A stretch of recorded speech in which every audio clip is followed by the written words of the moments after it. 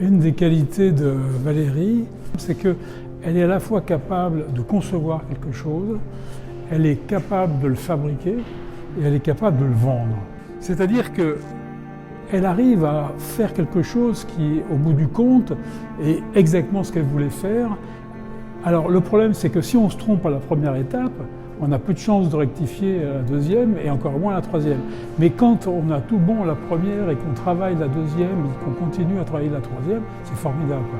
Et c'est un peu ça qui a moins sens, hein, qui explique la personnalité et puis la réussite. Alors on ne peut pas être réussite ici, mais, parce que c'est pas le plus important, c'est la création le plus important, mais elle est arrivée quand même à conjuguer ces trois choses-là en même temps et ça c'est vraiment elle, quoi. Voilà. D'abord ce qui est étonnant, c'est que tous ces dessinateurs de BD que tu avais contactés, c'était tous des stars, quoi. Moebius, c'était le numéro 1, Druillet, le numéro 2, et Cabu aussi, il y avait qui d'autre? C'était tous des vraies vedettes, quoi. Donc normalement, quand une vedette arrive quelque part, elle n'est pas précédée par une Valérie qui arrive en courant, en gesticulant, elle s'impose toute seule. Mais ce projet ne se serait pas fait qu'avec ces vedettes, il ne se serait pas fait parce que l'intérêt du projet, c'est précisément de mélanger non seulement ces vedettes, mais le projet lui-même, le concept et la cible. Et c'est comme ça que ça s'est fait. Et ça s'est fait, s'il n'y avait pas eu Valérie, j'aurais jamais reçu dans mon bureau Moebius, Druillet, pour faire un projet avec eux. Jamais je l'aurais fait, ça n'arrive pas. C'est Valérie qui a monté ça. Pensez à Valérie comme punk, parce qu'elle casse en fait les règles d'aujourd'hui. Alors quelles sont les règles d'aujourd'hui?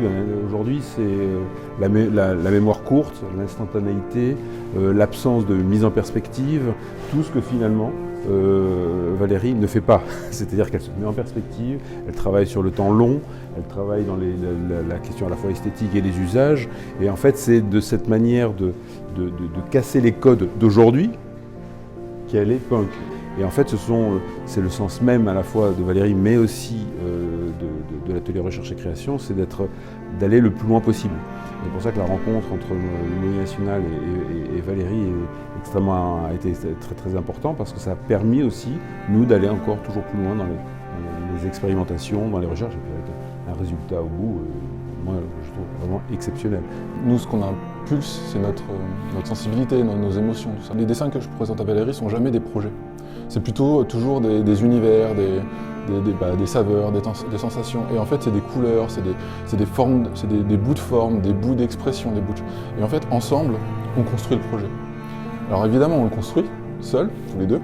Et après, on le présente à des artisans qu'on imagine pouvoir travailler avec nous. Et en fait, à chaque fois, on est obligé de refaire le projet. Notre travail, en fait, il repart pas à zéro, mais en tout cas, il est de reprendre les choses et surtout d'écouter. Et en fait, de proche en proche, on agrège des gens autour d'un projet. Pour que ça devienne quelque chose de totalement unique, un projet à 4 mains, voire à 6, 8 mains. Ce qui est rigolo avec Valérie, c'est que presque on pourrait dire qu'on est les designers, artistes, les plus rapides et les plus lents du monde. C'est-à-dire qu'à la fois, comme ça fait plus de 10 ans qu'on travaille ensemble, on a une bibliothèque d'émotions, de savoir-faire, de choses qu'on aime, qu'on n'utilise pas toujours en fait. À chaque fois qu'on fait un projet, on en met de côté parce qu'il faut qu'il soit précis, il faut qu'il soit tranchant, il faut qu'il soit exceptionnel. Donc en fait, tout ce qu'on met de côté, on ne le perd pas et on le garde en nous.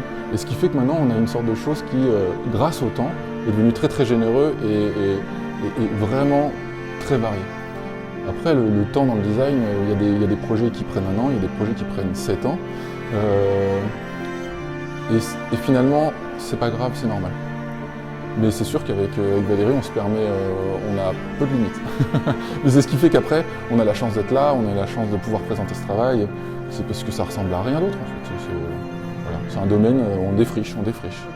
Là, j'étais très loin de ma zone de confort en fait. Là, c'était un pari un peu même risqué.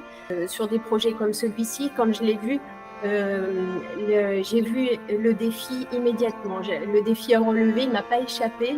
C'était presque un frein. Mais après, il y a l'enthousiasme communicatif de Valérie et puis sa grande bienveillance. Donc ça joue beaucoup pour la prise en charge d'un projet. Voilà, donc ça m'a mis en confiance et puis donc ça a été un pari risqué au départ, mais voilà, ça a été une grande chance aussi pour moi et puis pour l'atelier. C'est évident. Valérie, en fait, je pense que ça vient du fait elle est arrivée, elle n'était pas technicienne de la tapisserie d'Aubusson, et puis fort heureusement. Donc elle est arrivée avec une grande innocence et une grande liberté dans ses demandes. Et du coup, on a dû s'adapter à ces demandes et faire reculer en fait les limites techniques de la tapisserie pour nous adapter. Donc, vraiment, ces projets presque irréalisables, ça c'est vraiment j'allais dire, la marque de fabrique de Valérie, et ô combien elle nous fait progresser en fait, parce qu'elle remet en question notre savoir-faire, et voilà, et elle nous donne l'audace d'aller au-delà de ce qu'on fait habituellement à l'atelier. Il y a l'aventure avec Imer et Malta. C'était pas une démarche facile et évidente, hein.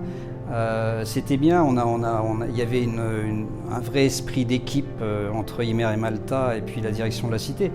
Valérie a vraiment poussé les lissiers dans leur retranchement, quoi. Elle leur a dit, moi je veux, voilà la matière que j'ai rêvée, il va falloir que vous me la sortiez.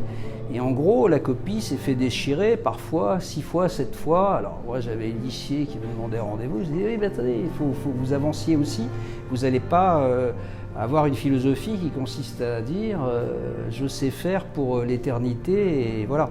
Et il n'y a que comme ça qu'on fait progresser le savoir-faire. Le patrimoine culturel immatériel de l'UNESCO, qui est en fait la tapisserie d'Aubusson, comme bien d'autres éléments français, il faut absolument que ce patrimoine, c'est un flux, c'est-à-dire que c'est quelque chose qui évolue dans le temps, qui s'enrichit, qui se nourrit, et je crois que c'est sans doute une des opérations dans laquelle on a le plus fait prendre conscience aux lissiers qu'ils détenaient pas un stock définitif et délimité de savoir-faire, mais que pouvaient se poser des interrogations nouvelles, et au fond on leur a dit il fallait innover, il fallait trouver comment répondre à la demande de matière qui était faite par Imer et Malta.